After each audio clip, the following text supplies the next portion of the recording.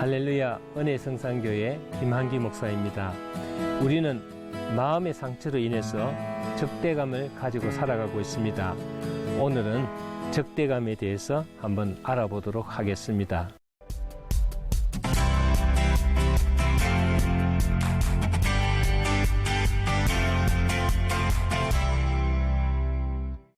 우리 교회에서는 주기적으로 치유 설교를 할 때가 있습니다. 그래서 설교 끝난 후에 제가 이런 멘트를 한 적이 있습니다. 누군가에게 상처를 받은 일이 있다면 이 시간 그 사람을 위해서 기도하시고, 만약 그분이 이 자리에 있다면 그분에게 찾아가서 서로 손을 잡고 기도하시길 바랍니다. 이 멘트가 끝나자 한 집사님이 강단에 있는 저를 향해서 걸어오는 것입니다. 그리고 제 앞에 무릎을 꿇으면서 아주 제 손을 잡는 것입니다. 그래서 저는 너무 당황해서 집사님, 제가 상처 준 것이 있는 모양이죠 했더니 그 집사님이 목사님 왜 저를 아는 척도 하지 않습니까 하고 이렇게 말씀을 하시는 것입니다. 왜 이런 말을 하는지 몰라서 집사님 저는 그런 적이 없는데요 했더니 눈물을 글썽이면서 목사님마저도 그러시면 안 되죠 하는 얘기를 했습니다. 나중에 그분이 왜 그랬는지를 알게 되었는데, 그 이유는 이분의 성격이 소심해서 대인관계가 원활하지 못한 관계로 교회에서 누군가가 상대해주는 성도가 없어 스스로 상처받고 낙심해 있는데, 목사님마저도 자기에게 관심을 보여주지 않자 마음이 많이 상했던 것 같았습니다. 저는 이 집사님을 통해서 목회자가 눈빛 하나라도 성도들에게 골고루 나눠주지 않으면 성도들이 상처를 받는다는 것을 알았습니다. 사람에게는 내적으로나 육적으로나 상처가 없는 사람이 없습니다. 단지 상처가 얼마나 깊으냐 그러지 않느냐의 차이일 뿐이지 누구에게나 상처는 있기 마련입니다. 그래서 상처가 갖는 몇 가지 특성이 있습니다. 첫째로 단순한 사건이 큰 상처로 비약한다는 것입니다. 지극히 사소한 말 한마디, 사사로운 행동 하나하나가 불씨가 되어서 큰 상처가 된다는 것입니다. 부부 사업의 경우를 보아도 지극히 일상적이고 사사로운 것이 대부분입니다. 예컨대 부부가 민족이나 국가 때문에 싸우고 국민 경제 때문에 맞붙는 부분은 없습니다. 골로새서 4장 6절을 보시면은 너희 말을 항상 은혜 가운데서 소금으로 고르게 한같이 하라 이렇게 말씀하셨습니다.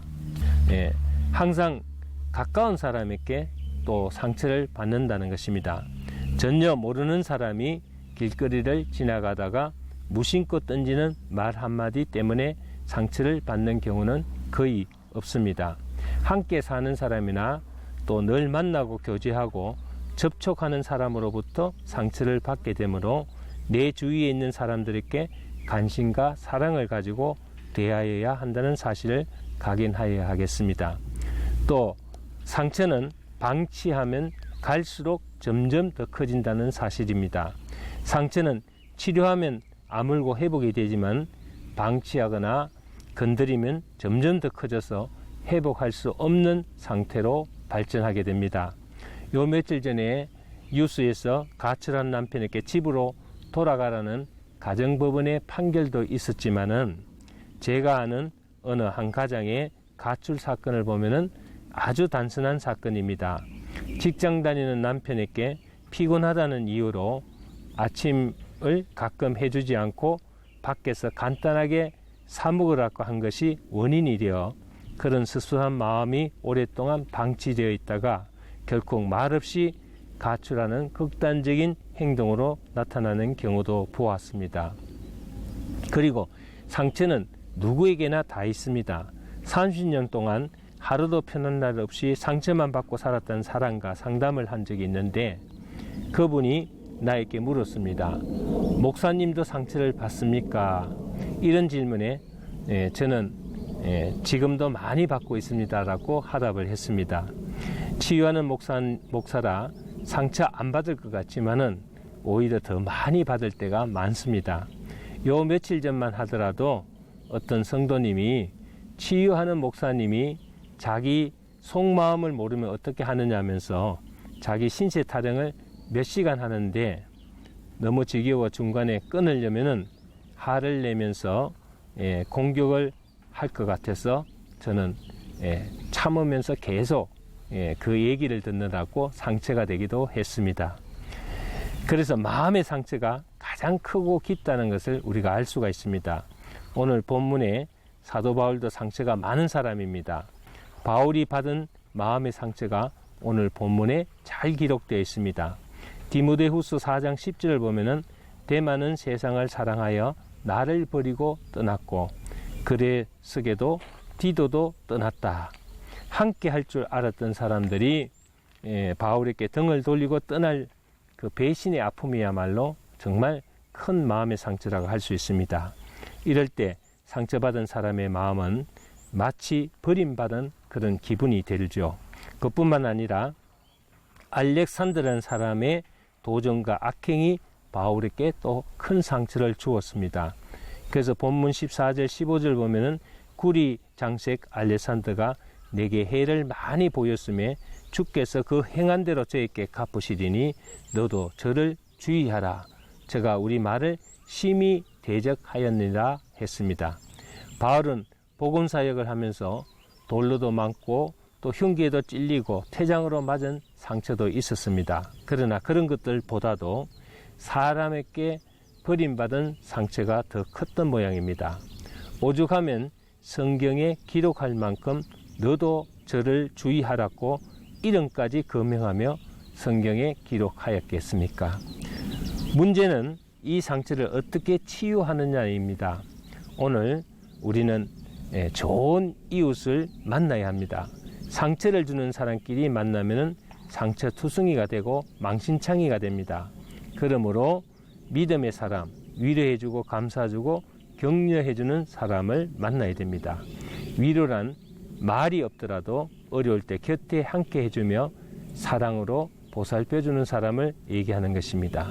두 번째는 치유받기 위해서 주님을 바라보아야 합니다. 14절 보면은 괴롭히고 상처를 주었던 알렉산더에 대해 주께서 갚으시리라고 그 처리를 주님께 맡겼습니다. 바울의 신앙은 못된 사람은 하나님이 처리해 주신다는 사실을 믿고 믿었습니다.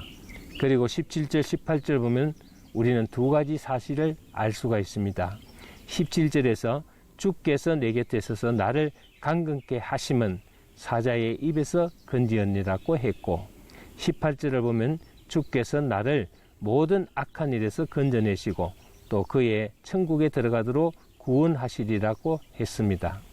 첫째는 주께서 내 곁에 계신다는 것과 둘째는 나를 건져주시고 구원해 주신다는 것입니다. 누가 나의 상처를 치료해 줄 수 있겠습니까? 주님만이 나를 알고 나의 상처와 아픔을 치료해 주실 수 있습니다. 그러므로 주님 앞에 모든 것을 믿고 털어놓고 맡겨야 합니다. 주님만이 내 마음을 아시고 위로해 주시고 치료해 주실 수 있습니다. 주님 앞에 모든 것을 내려놓고 치료받으시기를 주의 이름으로 축원합니다. 감사합니다.